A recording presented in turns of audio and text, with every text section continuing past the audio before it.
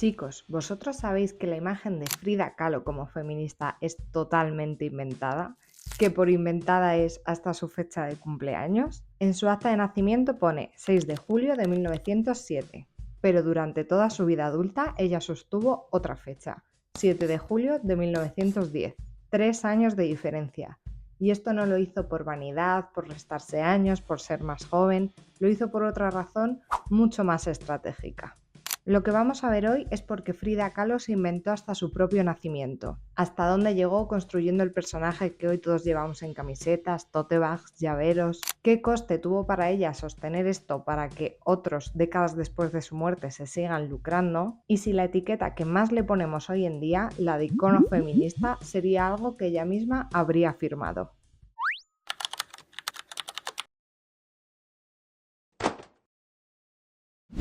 Hola a todos, ¿qué tal estáis? Bienvenidos un día más al Laboratorio del Chisme. Soy Ana y este es el espacio para la gente que no se traga la versión oficial de nada.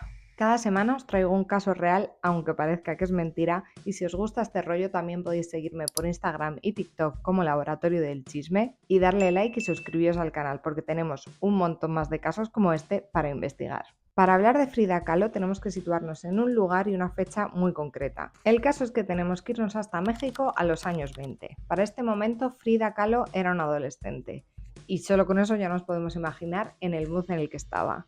Pero es que además pertenecía a un grupo llamado Los Cachuchas. Esto era un grupo de jóvenes intelectuales de la Escuela Nacional Preparatoria, que eran, y cito textualmente, un grupo de estudiantes con un carácter marcadamente intelectual y rebelde que se percibían a sí mismos como la vanguardia del México posrevolucionario. Para entender un poquito mejor este grupo de jóvenes tenemos que entender la situación que estaba atravesando México en ese momento. El país acaba de salir de una revolución que lo ha partido en dos y está reinventándose a sí mismo, en arte, en política, en identidad. Todo se está reescribiendo a la vez. Y ellos se juntaban y discutían sobre estos temas que les interesaban con la meta compartida de redefinir la identidad nacional. Nada más y nada menos. Frida formó parte de un momento histórico de la educación mexicana, al ser admitida en esta escuela, la Escuela Nacional Preparatoria, que hasta el momento estaba reservada únicamente para los hombres. Así que perteneció formalmente al selecto grupo de 35 mujeres de la primera generación de dicha institución. Y es en este momento cuando Frida comienza la construcción deliberada de su personaje.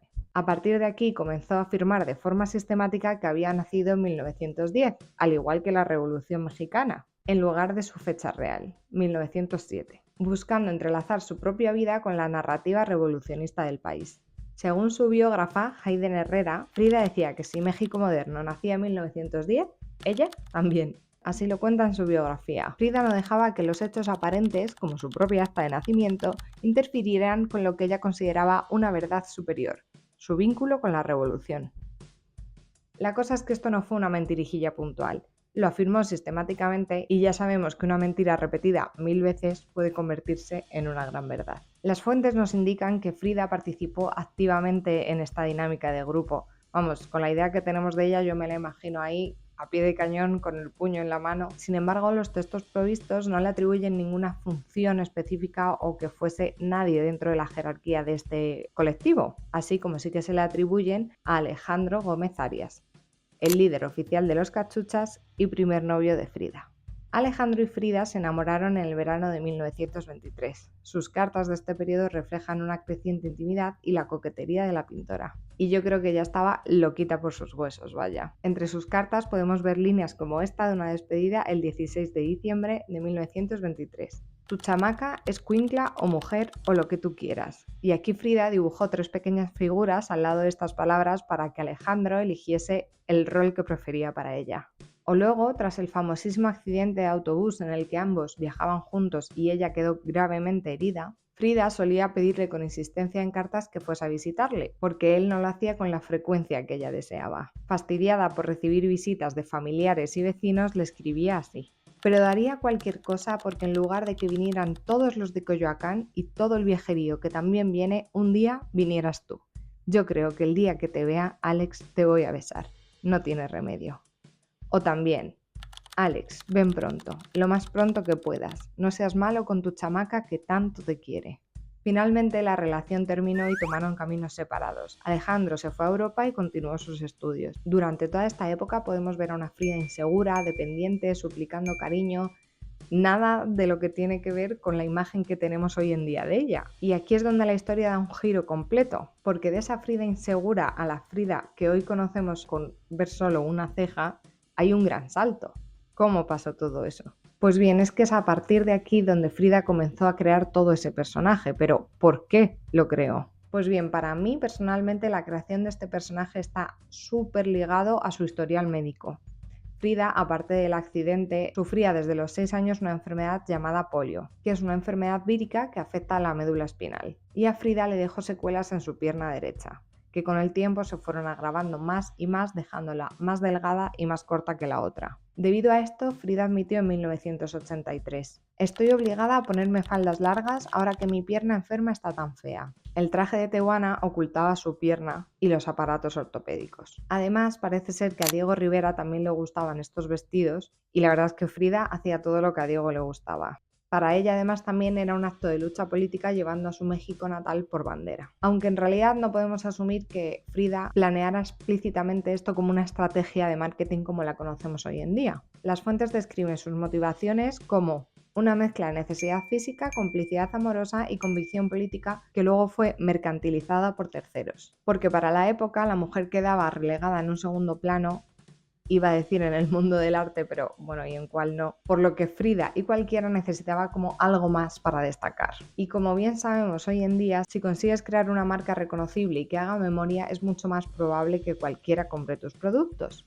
Y esto es exactamente lo que pasó con Frida. Sin embargo, Frida no gozó de la fama que tiene hoy en día desde el principio. Es más, Frida no sería reconocida por sí misma como una persona relevante o famosa hasta 1940, unos 20 años después de que ella comenzase en este mundo. Aún así, sí que gozó de cierta fama en vida, no como otros artistas que fallecieron sin saber que sus obras dominarían el mundo posteriormente, como Vincent van Gogh o Hilma af Klint, que de hecho llegó a dejar instrucciones para que sus propias pinturas no se mostrasen hasta 20 años después, porque ella estaba convencida de que la sociedad de su época no las iba a entender. Muy fuerte, ¿eh? Aún así, dudo mucho que Frida no se quedase estupefacta al descubrir el gran impacto y el simbolismo que tiene hoy en día su imagen. Simbolismo totalmente ligado al feminismo, que de hecho no sé si esto le agradaría mucho a Frida, pero bueno, de eso hablaremos ahora un poquito más adelante. Hay que entender que Frida en 1929 se casó con Diego Rivera y aunque hoy ella es muchísimo más famosa que él, para ese momento Diego Rivera era como el Bad Bunny de la época. Era mundialmente famoso y el embajador cultural de México, como el conejo malo lo es hoy en día de Puerto Rico. Por lo que en los inicios Frida era descrita únicamente como la mujer de Diego, una discípula más o incluso la pequeña Frida. En este entorno y sometida a esta relación, que yo creo que era claramente una relación de abuso de poder, su pintura era considerada menor e incluso como de aficionada frente a la pintura de Diego Rivera u otros artistas mexicanos. De hecho, ella misma fomentaba eso. De nuevo, Hayden Herrera lo cuenta así en la biografía de Frida Kahlo. Cuando alguien le compraba un cuadro, decía que le daba lástima al comprador. Por ese precio hubiera comprado algo mejor. O ha de ser que está enamorado de mí. El hecho de que su esposo era reconocido como un genio le proporcionaba un escudo protector. Podía fingir que solo jugaba a ser pintora.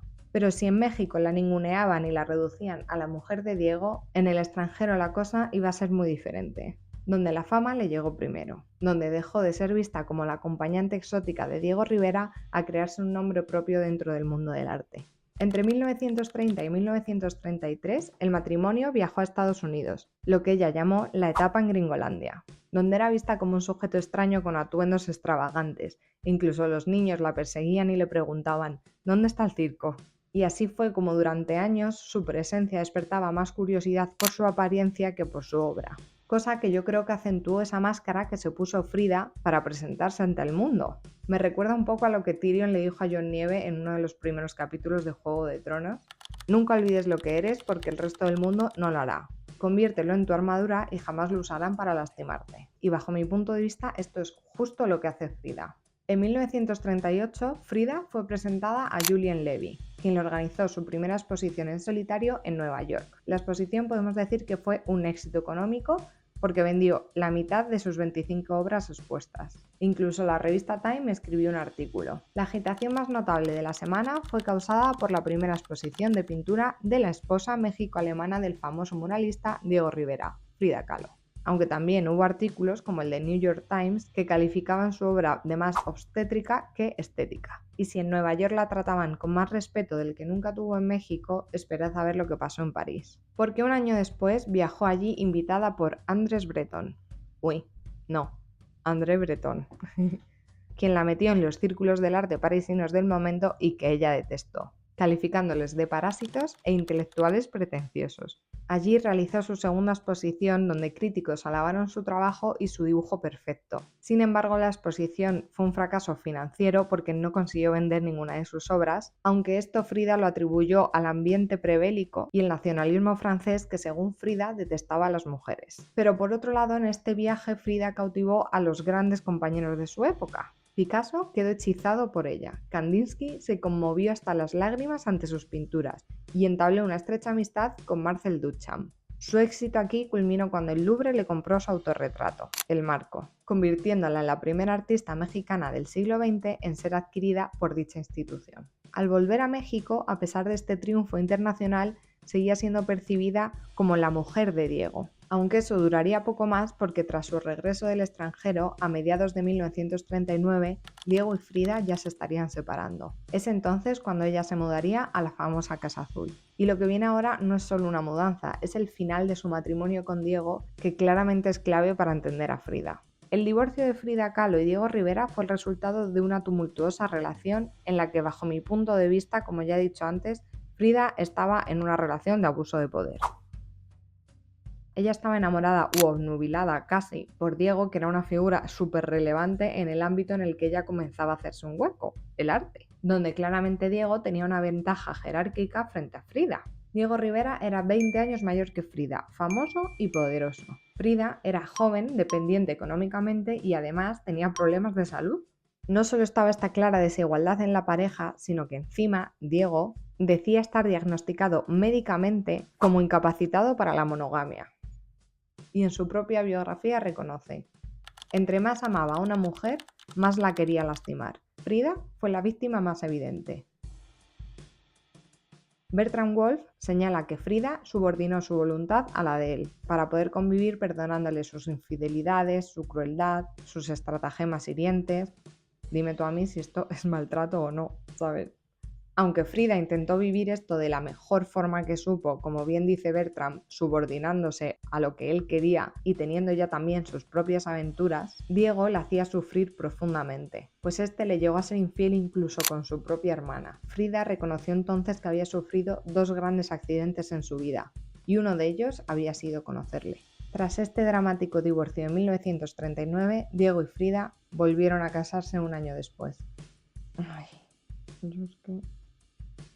La parte buena de todo esto es que para mí es en esta época donde Frida hace sus mejores obras, como Las 2 Fridas, mi favorita, La Mesa Herida, obra súper interesante porque es la más grande del artista y nadie sabe dónde está, o Autorretrato con collar de espinas. En enero de 1940 participó en la Exposición Internacional del Surrealismo en México, momento para el cual su reputación ya empezaba a consolidarse en el país.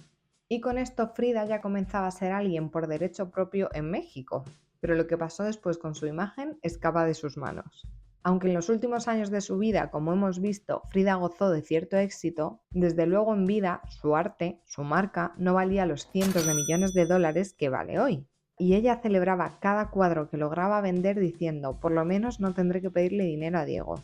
Y cómo sus cuadros han pasado de valer unos cientos de dólares a romper récords de subastas llegando a los 6 millones. Pues esta Frida manía no comenzó hasta la década de los 70, impulsada por historiadoras del arte feministas y el movimiento chicano de Estados Unidos. El movimiento chicano fue fundamental en la reapropiación de Frida como un símbolo de identidad y resistencia política. ¿Y quiénes pertenecían a este movimiento? Artistas y académicos que buscaban referentes que unieran la estética mexicana con la lucha social. Para ellos, Frida personificaba todo el concepto de la cultura y la veían como una heroína política y combatiente. Y la verdad es que tengo que reconocer que aquí no se equivocaban en absoluto. Por otro lado, en los años 70 y 80, el feminismo académico buscaba visibilizar artistas que hubiesen explorado temas tabú, y efectivamente encontraron en Frida al artista perfecto. Una mujer que retrataba sin ningún pudor las penurias por las que estaba pasando. Estas historiadoras exploraron cómo la vida privada de Frida estaba intrínsecamente ligada a su militancia de izquierda, viendo en sus autorretratos una táctica perfecta para hablar del sujeto mujer, y así visibilizar lo que los discursos oficiales omitían. Las feministas necesitaban una figura que hubiese construido un yo propio, no filtrado por la figura masculina, que esto habría que cogerlo un poquito con pinzas, porque ahora sabemos que todo lo que es Frida estaba subordinado a Diego, es decir, estaba totalmente filtrado por una figura masculina. Frida hacía y deshacía lo que a Dieguito le gustaba. Lanza a su favor cuando quiso cortar con todo esto y se cortó el pelo porque era uno de los rasgos que a Diego más le gustaban de ella, como cuenta de forma genial Blanca Aguilera en su libro Lo que los libros de historia del arte no quieren que sepas. Pero aparte de esto y unos cuantos momentos más, Frida no era Frida sin Diego. La cosa es que a estas feministas le vino genial la imagen que Frida plasmó de ella misma en sus cuadros. Y además estos tenían un estilo muy diferente a lo que se estaba moviendo en esta época. La modernidad occidental, la mexicandad radical de Frida, su uso de materiales tradicionales, los colores, les venían súper bien para destacar. Pero, ¿acaso era Frida feminista? Pues no existe evidencia alguna ni en sus cartas, ni en sus declaraciones, ni en sus escritos de que ella se autodenominase feminista o que expresara ninguna opinión sobre el movimiento feminista. Y no es que se tratase precisamente de una mujer que se estaba calladita y no expresaba sus opiniones, es simplemente que esto no lo nombraba, al contrario que sus ideas marxistas. Es decir, Frida nunca habló o se definió como una mujer feminista como sí lo hizo de forma tajante con el comunismo, llegando a escribir: soy un ser comunista. Más claro agua. Frida mantuvo una distancia consistente respecto a los movimientos y discursos feministas organizados de su época. Y yo me pregunto, si hoy en día viésemos esto, ¿alzaríamos a una persona así como icono feminista? Porque, por ejemplo, la lucha por el derecho a voto de la mujer en México estaba on point en su época, y no hay evidencia alguna de que Frida participase en estas organizaciones sufragistas. E incluso en marzo de 1953, año en que finalmente las mujeres mexicanas consiguieron el derecho al voto, Frida no salió a celebrarlo, como sí salió a lamentar la muerte de Stalin, a quien describía como el pilar del nuevo mundo. Es decir, no es que Frida no se pronunciase respecto a nada y por eso no sabemos qué opinión tenía. No, es que Frida no se pronunciaba respecto al feminismo, por eso no sabemos su opinión sobre ello. No era de su interés. Es más, se produjo una inauguración de los murales de los alumnos de Frida el 8 de marzo de 1945, que no lo he encontrado en las fuentes, pero visto lo visto yo creo que fue pura coincidencia la fecha, porque sus alumnos recuerdan que aunque la fecha era simbólica para el feminismo, el Día de la Mujer, los discursos convirtieron el acto en un mitin político marxista. Frida instaba a sus alumnos a seguir el realismo mexicanista y la teoría izquierdista, no la agenda feminista. Aunque no militaba en el feminismo, Frida era plenamente consciente de la estructura patriarcal de la época, del mundo.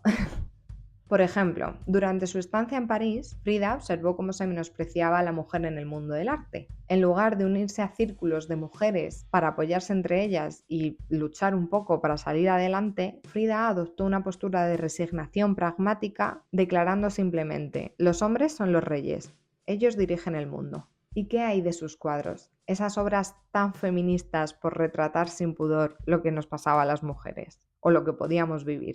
Pues a pesar de la naturaleza de estos, como el Henry Ford Hospital, donde Frida plasmó el aborto y la frustración materna, no los utilizó como plataforma para dar visibilidad a estos temas, cuando de hecho el aborto era algo que se empezaba a hablar en círculos de la izquierda. Frida, hasta el final de sus días, expresó sentirse angustiada porque su obra fuese útil para el partido y la revolución, no para el feminismo. Con todo esto no estoy criticando a Frida, no la estoy acusando de no hacer más por el feminismo o no estoy diciendo que tendría que haber hecho las cosas de una forma diferente a como las hizo.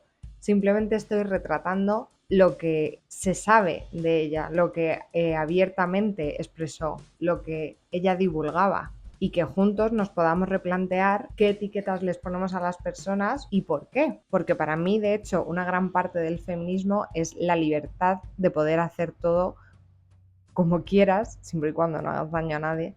Ay, me he dejado el ventilador puesto y no sé si se oirá. En fin, que no la estoy criticando por cómo hizo las cosas o por lo que tenía que haber hecho o por lo que no hizo, simplemente estoy retratando lo que era Frida de verdad, más allá de la versión oficial que se nos ha vendido y de la etiqueta que se le ha puesto. Nada más. Por no hablar de su relación, donde existen cientos de evidencias que contrastan con los ideales feministas de autonomía e independencia, o bueno, al menos de respeto, mostrando una dinámica de devoción absoluta, subordinación voluntaria y una entrega que rayaba en la veneración religiosa, por parte de Frida, claro. Como ya hemos visto, amoldándose a él a su incapacidad de ser fiel, aprendiendo para él a ser buena esposa de la mano de su exmujer, que le enseñaba a preparar sus platos favoritos o a bordar arreglos en servilletas para escribirle mensajitos de amor. Pero para mí una imagen vale más que 1000 palabras y para eso está este cuadro, que yo odio, que se llama Diego y yo, donde Frida pinta el rostro de Diego en su propia frente, simbolizando que él es el centro obsesivo de su pensamiento y que ella está atrapada por su imagen. Incluso dibuja a Diego un tercer ojo como si fuese un ser divino, ella tiene lágrimas y el pelo se le entrelaza en el cuello dando una sensación de ahogo y cautiverio, que ya digo que a mí este cuadro me pone enferma. Igualmente estamos hablando de arte, para gustos los colores. Si a vosotros os gusta este cuadro, dejádmelo en los comentarios para hacérmelo saber, que yo acepto todas las opiniones. Entonces, sabiendo todo esto, ¿podemos seguir llamando a Frida icono feminista? Yo creo que aquí se está teniendo un doble rasero muy grande, que a Frida además le hubiese repateado saber todo el boom que está teniendo su imagen ligada al feminismo y un 0,000% ligada a la lucha comunista, que es lo que a ella le importaba. Que si nos encontramos a otras figuras con voz y algo de poder que no abogan abiertamente por el feminismo, no solo no las alzaríamos como iconos feministas, sino que es que las criticaríamos, como pasó hace poco con Rosalía. Y que la imagen de Frida como icono feminista ha sido creado muy convenientemente y con una eficacia brutal por este redescubrimiento de su obra en la década de los 70. Y entiendo que se asocie esta imagen y estos cuadros al feminismo. Me parece estupendo, cualquier granito de arena a la lucha feminista, bienvenida sea, pero me gusta aún más saber la verdad oculta tras la versión oficial. Y en este caso a mí me queda claro que si Frida levantase cabeza, hablaría de Diego, de la pintura y del Partido Comunista. ¿Y tú qué opinas? ¿Podemos seguir llamando a Frida icono feminista? Muchísimas gracias por ver el vídeo hasta el final. Recuerda darle like y suscribirte si no lo estás y nos vemos en el próximo caso, porque ya sabes que la versión oficial siempre oculta algo.